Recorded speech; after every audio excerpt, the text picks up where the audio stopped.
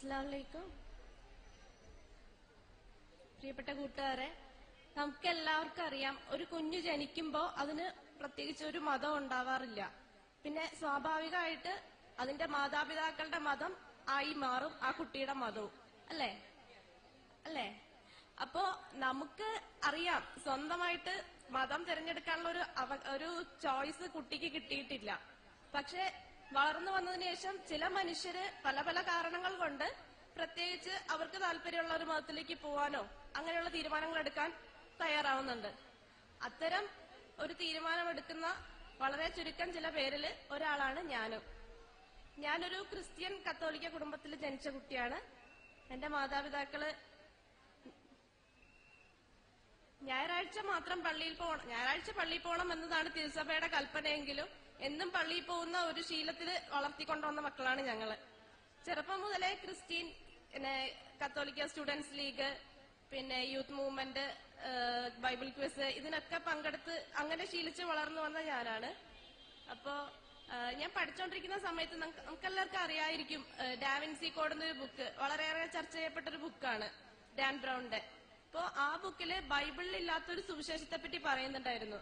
അപ്പോ അത് ശ്രദ്ധിച്ചു ഞാൻ. ഒരു ഫിലിപ്പിന്റെ സുവിശേഷം എന്നൊരിത് കണ്ടപ്പോ ഞാൻ ശ്രദ്ധിച്ചെങ്കിലും കൂടുതൽ അതിനെപ്പറ്റി ചിന്തിക്കാനൊന്നും പോയില്ല, അതങ്ങ് വിട്ടുപോയി. പിന്നെ ജോലിയൊക്കെ ആയി, പിന്നെ കൂട്ടുകാരായിട്ട് ഇങ്ങനെ സംസാരിച്ചിരുന്നപ്പോ പല പല വിഷയങ്ങൾ പറഞ്ഞതിനിടയിൽ മതം ഞങ്ങളുടെ ഇടയിൽ വന്നുപോയി.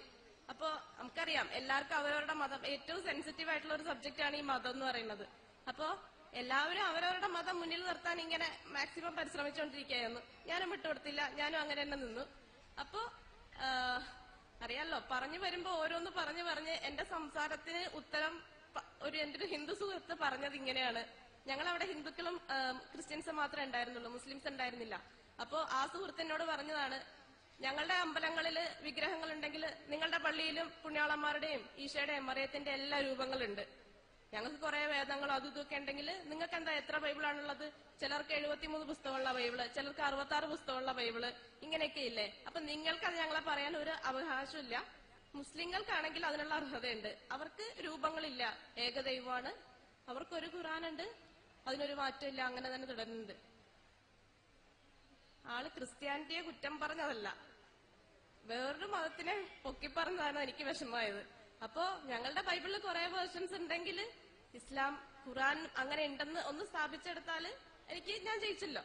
അങ്ങനെ ഞാൻ പിറ്റേന്ന് തന്നെ ഇന്റർനെറ്റ് കഫേയിൽ പോയി സെർച്ച് ചെയ്തു എത്ര ടൈപ്പ് ഖുറാൻ ഉണ്ടായിരിക്കും എന്നൊക്കെ പറഞ്ഞ്. പല പല വർഷങ്ങളിൽ ഇങ്ങനെ മാറി മാറി പ്രിന്റ് ചെയ്യുമ്പോഴേക്കും എന്തെങ്കിലുമൊക്കെ പ്രശ്നം ഉണ്ടാവുമല്ലോ എന്ന് പറഞ്ഞ് സെർച്ച് ചെയ്തപ്പോ ഒരു ലിങ്കിൽ ഞാൻ ക്ലിക്ക് ചെയ്തപ്പോ ഞാൻ ഇതാണ് വായിച്ചത്. ജർമ്മനിയിലെ ഒരു മുനിച്ച് സർവകലാശാലയില് ഖുറാന്റെ കെട്ടാവുന്നതിൽ ഏറ്റവും പുരാതനമായ കോപ്പികൾ മുതൽ ലേറ്റസ്റ്റ് ആയിട്ടുള്ള വരെയുള്ള 42,000 കോപ്പികള് 50 വർഷം റിസർച്ച് ചെയ്തു. പക്ഷെ ഉത്തരം നമ്മൾ ഇന്ന് കിട്ടുന്ന ഉത്തരം തന്നെ, മാറ്റമില്ല, ഒരു ഖുറാനേ ഉള്ളൂ. എനിക്കത് അത്ഭുതമായിരുന്നു. ഞാൻ അപ്പൊ തന്നെ അടുത്ത് ഒരു മലയാളം ഖുറാൻ സെർച്ച് ചെയ്തു, കിട്ടി, ഡൗൺലോഡ് ചെയ്തു, പിറ്റേന്ന് തന്നെ വായിച്ചു തുടങ്ങി. എന്തായാലും ഖുറാൻ ഞാൻ വായിച്ചു തീർത്തു. പക്ഷെ ഇസ്ലാമിലേക്ക് വരണമെന്നല്ല, ഖുറാൻ അത്രയും ഒരു താല്പര്യത്തോടെ അല്ല, ജസ്റ്റ് ഒന്ന് വായിക്കണം എന്ന അറിവിന് വേണ്ടി ഞാൻ വായിച്ചതാണ്. പിന്നെ അങ്ങനെ ഇന്നപ്പോ ഈ സാമ്പത്തിക മാന്ദ്യം നിങ്ങളെല്ലാം കേട്ടിട്ടുണ്ടാവില്ലോ, ഞാൻ അതിന്റെ ഒരു ഇരയാണ്. സാമ്പത്തിക മാന്ദ്യം വന്നപ്പോ എന്റെ ജോലിയും പോയി. അപ്പൊ വീട്ടിലിരുന്ന് ഇനി അടുത്തൊരു ജോലിക്ക് വേണ്ടി വീണ്ടും സെർച്ചിങ്ങും ഒക്കെ ആയിട്ട് ഇങ്ങനെ തുടർന്നപ്പോ ഒരു സൈറ്റ് ലോഡ് ചെയ്യാൻ വരുന്ന ആ ടൈമിനിടയില് പെട്ടെന്ന് ഈ പണ്ട് വായിച്ച ഡാൻ ബ്രൗണിന്റെ ആ ബൈബിളിലില്ലാത്ത സുവിശേഷത്തിന്റെ കാര്യം ഓർമ്മ വന്നു. പിന്നെ വെറുതെ അതൊന്ന് സെർച്ച് ചെയ്തപ്പോ മനസ്സിലായി, ബൈബിളിലില്ലാത്ത ആ ഒരു പുസ്തകം മാത്രമല്ല, 600-ൽ പരം പുസ്തകങ്ങൾ കിട്ടിയിട്ടുള്ളതിൽ ആകെ 73 66 മാത്രമേ ബൈബിളിലുള്ളൂ. അപ്പൊ പിന്നെ ബാക്കിയൊക്കെ എവിടെ പോയി എന്ന് നോക്കാൻ തോന്നി. പിന്നെ അങ്ങനെ നോക്കിയപ്പോ വേറെ കുറെ സുവിശേഷങ്ങൾ ഉണ്ടെന്ന് കണ്ടു. അപ്പൊ പിന്നെ അതൊക്കെ എന്തുകൊണ്ടാണ് നമ്മുടെ ബൈബിളിൽ ഇല്ലാത്തതെന്ന് തോന്നി. അപ്പോ ആരാണ് ഈ ബൈബിളിൽ ഇത്രയും സാധനങ്ങൾ എടുത്തു വെച്ചതെന്ന് നോക്കാൻ തോന്നി. അങ്ങനെ സംശയങ്ങൾ ഇങ്ങനെ കൂടിക്കൂടി വന്നു. ബൈബിൾ എങ്ങനെ ഉണ്ടായി, എന്നുണ്ടായി, ആരെഴുതി, പലരെഴുതിയതാണെങ്കിൽ എങ്ങനെ ഒരുമിച്ചായി, ആരാണ് ഈ ഒരുമിച്ചാക്കേണ്ട പുസ്തകങ്ങൾ, ഇതൊക്കെയാണ് വേണ്ടതെന്ന് തെരഞ്ഞെടുത്തത്. അങ്ങനെ 4 സുവിശേഷങ്ങൾ മാത്രമേ ബൈബിളിലുള്ളൂ, ബാക്കിയുള്ളവ എന്ത് സംഭവിച്ചു, എന്തുകൊണ്ട് കത്തോലിക്കർക്ക് 73 പുസ്തകം, മറ്റുള്ളവർക്ക് 66 പുസ്തകം, ഇങ്ങനെ സെർച്ച് ചെയ്ത് അവസാനം എനിക്ക് മനസ്സിലായി, ഞാൻ എല്ലാം ഒന്നുകൂടെ ചിന്തിക്കേണ്ടിയിരിക്കുന്നു. ഞാൻ ആരാധിക്കുന്ന ദൈവം ഏതാണ്? എന്തുകൊണ്ടാണ് ഞാൻ ഞായറാഴ്ച പള്ളിയിൽ പോയി ഇത്തരം ഒരു ശുശ്രൂഷയിൽ പങ്കെടുക്കുന്നത്? എന്തിനു ഞാൻ രൂപങ്ങളോട് പ്രാർത്ഥിക്കുന്നു? ദൈവം ത്രിത്വൈകാണോ? അങ്ങനെ അങ്ങനെ കുറെ സംശയങ്ങൾ ഉണ്ടായി. അവസാനം എനിക്ക് മനസ്സിലായി, ഇതൊക്കെ മനുഷ്യരുണ്ടാക്കിയ കാര്യങ്ങളാണ്. ഞാൻ ഈ കൊണ്ടു നടക്കുന്ന ആചാരങ്ങളും ആരാധനാ രീതികളും എല്ലാം സഭ ഉണ്ടാക്കിയതാണ്. ഓരോ കൗൺസിൽ കൂടുമ്പോഴും ആദ്യത്തെ കൗൺസിലില് യേശുവിന് ദൈവത്വം നൽകി, രണ്ടാമത്തെ കൗൺസിലില് പരിശുദ്ധാത്മാവിന് ദൈവത്വം നൽകി, പിന്നെ മറിയം ദൈവത്തിന്റെ മാതാവാണെന്ന് പറഞ്ഞു, പിന്നെ പാപങ്ങൾ പൊറുക്കാൻ സഭയ്ക്ക് അധികാരം ഉണ്ടെന്ന് പറഞ്ഞു. അങ്ങനെ അങ്ങനെ അങ്ങനെ അങ്ങനെ ഇന്ന് ഞാൻ കാണുന്നത് സഭയുടെ ഒരു പഠിപ്പിക്കൽ മാത്രമാണ്. അതിന് ബൈബിളിന്റെ യാതൊരു അടിസ്ഥാനം ഇല്ല. ബൈബിള് തന്നെ ഇപ്പൊ ഉള്ളത് എത്രത്തോളം സത്യമാണെന്നത് സംശയമായി. ഒന്നല്ലാത്തൊരവസ്ഥയിൽ ഞാൻ നിന്നു. അപ്പോ ഒന്നുകൂടെ ഖുർആൻ വായിച്ചു നോക്കാൻ തോന്നി. അപ്പോ എനിക്കറിയാം, യഹൂദമതം അറിയാം, ഏകദൈവ വിശ്വാസമാണ്. എനിക്കിഷ്ടമുള്ള മതമായിരുന്നു യഹൂദമതം. കാരണം യേശു യഹൂദനായിരുന്നു, അങ്ങനെയാണ് ജീവിച്ചു വന്നത്. അപ്പൊ യഹൂദമതം എനിക്കിഷ്ടായിരുന്നു. പക്ഷെ യേശുവിനെ അംഗീകരിക്കാത്ത യഹൂദമതം അത് എത്രത്തോളം കറക്റ്റ് ആണെന്ന് ഡൗട്ട് അടിച്ചു. പിന്നെ ക്രിസ്ത്യാനിറ്റിയിൽ തന്നെ ഉള്ള ഒരു യഹോവ സാക്ഷികളുണ്ട്. അവർക്കും ഏകദൈവമാണ്. യേശു ദൈവമല്ല, പക്ഷെ ദൈവത്തിന്റെ മകനാണ്. അത് ആ കോൺസെപ്റ്റ് എനിക്ക് അത്രയ്ക്ക് അങ്ങ് ബോധിച്ചില്ല. ദൈവത്തിനൊരു മകൻ, അതെങ്ങനെ? അപ്പോഴാണ് വീണ്ടും ഖുർആൻ ഒന്നുകൂടെ വായിച്ചു നോക്കാം.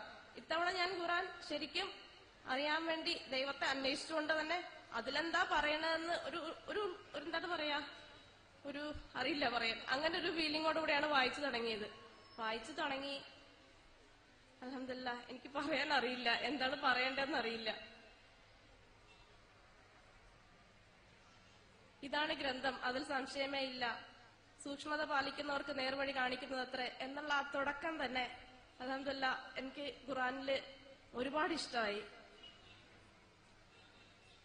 എന്റെ വീട്ടിലെ ഫ്രെയിമിൽ ഒതുക്കി ഒരു ചില്ലിട്ട് വച്ചിരിക്കുന്ന പടത്തിൽ കണ്ട് ശീലിച്ച ദൈവം, എന്നാല് നാം നിന്റെ കണ്ട നാടിയേക്കാൾ നിന്നോട് അടുത്തവനാകുന്നു എന്ന് പറയുന്ന ഒരു ദൈവത്തെ പരിചയപ്പെടുത്തിയ ഖുർആൻ എനിക്ക് അത്ഭുതമായി.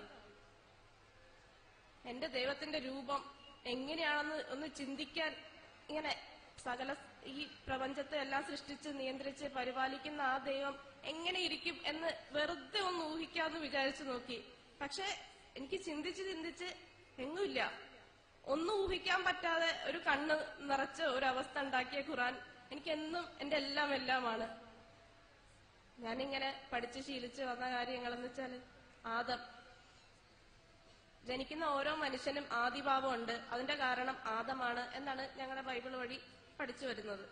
എന്നാൽ ആദ്യത്തെ ഖലീഫയായി, ആദ്യത്തെ പ്രവാചകനായിട്ട് തന്നെ അല്ലാഹ് ആദത്തിനെ നിശ്ചയിച്ചു. ആ ആദത്തിനെ പറ്റിയാണ് ഞങ്ങൾ ജനിക്കുന്ന എല്ലാ മനുഷ്യന്റെയും ജന്മപാപത്തിന് കാരണം ആദമാണെന്ന് പറഞ്ഞു.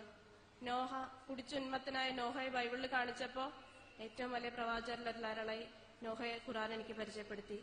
പിന്നെ ദാവീദ് രാജാവ്, സുന്ദരിയായ ഒരു സ്ത്രീയെ കല്യാണം കഴിക്കാൻ വേണ്ടി അവരുടെ ഭർത്താവിനെ കൊലപ്പെടുത്തിയ ഒരാളായിട്ടാണ് ദാവീദ് രാജാവിനെ ബൈബിളിൽ കാണിച്ചിരിക്കുന്നത്. രാജാവാണ്, നല്ല കാര്യങ്ങൾ ചെയ്തിട്ടുണ്ട്, പക്ഷെ ഇങ്ങനെയും പറഞ്ഞിട്ടുണ്ട്. എന്നാൽ അതുപോലെ തന്നെ സുലൈമാൻ നബി എന്ന് നമ്മൾ പറയുന്ന സോളമൻ രാജാവ് 500ഓളം വിദേശ വനിതകളെ വിവാഹം കഴിക്കുകയും വിഗ്രഹാരാധകർ നടത്തുകയും ചെയ്ത ഒരാളായിട്ടാണ് ബൈബിള് സോളമൻ രാജാവിനെ പരിചയപ്പെടുത്തുന്നത്. എന്നാൽ ഏറ്റവും വലിയ പ്രവാചകന്മാരിലെ ശ്രേഷ്ഠരായ പ്രവാചകന്മാരുടെ കൂട്ടത്തിലാണ് ദാവൂദ് നബിയും സുലൈമാൻ നബിയൊക്കെ ഖുർആൻ എനിക്ക് പരിചയപ്പെടുത്തുന്നത്. മറിയം, ഈശോയുടെ അമ്മയായ മറിയം. ചില ക്രൈസ്തവ വിഭാഗങ്ങള് ദൈവത്തെ ഓർക്കുന്നതിനേക്കാൾ അധികമായിട്ട് മറിയത്തിനെ ഓർക്കും. ചില ക്രൈസ്തവ വിഭാഗങ്ങള് മറിയം മുട്ടത്തോടാണ്. വേറെ ചിലർക്ക് മറിയത്തിന് വേറെ കന്യകയല്ല, വേറെ മക്കളുണ്ടെന്ന് സ്ഥാപിക്കാൻ നോക്കുന്നു. യഹൂദരാകട്ടെ മറിയം വളരെ മോശമായ ഒരു സ്ത്രീയാണെന്ന് പറയുന്നു.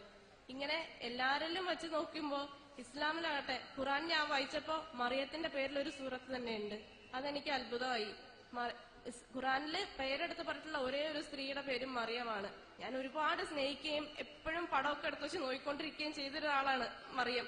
അപ്പൊ ആ മറിയത്തിന് അതിന് മാന്യമായ സ്ഥാനം കൊടുക്കുന്ന ഖുർആൻ എനിക്ക് ഒരുപാട് ഇഷ്ടമായി. ഈശോ നമുക്കറിയാം, ഈ ഒരു കാര്യം ചെയ്താല് അതിന് പകരം കിട്ടണം എന്നൊക്കെ ചിന്തിക്കുന്നത് ഒരു മാനുഷിക ബുദ്ധിയല്ലേ. ഇത് ചെയ്താല് ഇത് ഇങ്ങനെ വരണം, ഇങ്ങനെ തരാണെങ്കിൽ ഇങ്ങനെ ചെയ്യാം. പക്ഷെ ഈശോയുടെ കാര്യം ബൈബിളിൽ പറയുന്നത് ജനങ്ങളുടെ പാപത്തിന് പരിഹാര ബലിയായി ഈശോ മരിച്ചു എന്നതാണ്. അപ്പോ ഈ പാപങ്ങൾക്ക് മോചനം നൽകണമെങ്കിൽ ഒരാളും ബലിയായി കിട്ടണം എന്ന് ദൈവം ചിന്തിക്കോ? അങ്ങനെ ദൈവത്തിനൊരു മാനുഷിക ഒരു സ്വഭാവം അടിച്ചേൽപ്പിക്കണ പോലെ എനിക്ക് തോന്നി. അതുപോലെ തന്നെ എന്നാലും ഖുറാനിലാണെങ്കിൽ തൊട്ടില് കിടന്നു മുതലേ അത്ഭുതങ്ങൾ പ്രവർത്തിക്കുന്ന യേശുവിനെയാണ് ഖുറാനിൽ ഞാൻ കണ്ടത്. എനിക്ക് അത് ഒരു അത്ഭുതമായിട്ട് തന്നെ തോന്നി. കാരണം വേണമെങ്കിൽ ബൈബിളിൽ അങ്ങനെയൊക്കെ എഴുതാം, പക്ഷെ ബൈബിളിനേക്കാളും കൂടുതലായിട്ടും മാന്യമായ സ്ഥാനവും ഞാൻ ഇഷ്ടപ്പെട്ടിരുന്ന എല്ലാ പ്രവാചകന്മാർക്കും കൊടുക്കുന്ന ഖുറാൻ അൽഹംദുലില്ലാഹ് എനിക്ക് വളരെ വളരെ അത്ഭുതവും ഇഷ്ടവും ഒക്കെ